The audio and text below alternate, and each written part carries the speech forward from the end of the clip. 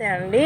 ఇదిగో మా కమలా గింజలు, కమలా జ్యూస్ తీసుకున్నాను. ఈ గింజలండి, ఈ గింజలు ఇలా వేసి మట్టికి అమ్మేసేయండి.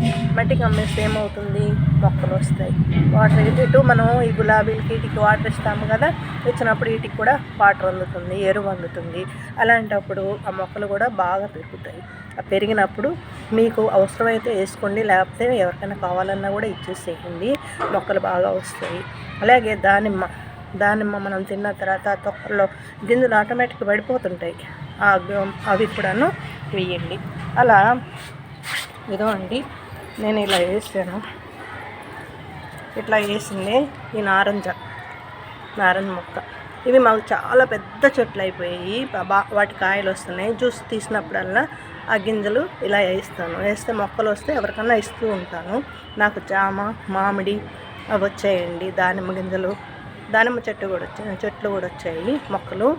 ఇది నారింజ మొక్కలు చాలా వచ్చాయి, చాలామందికి ఇచ్చాను కూడా.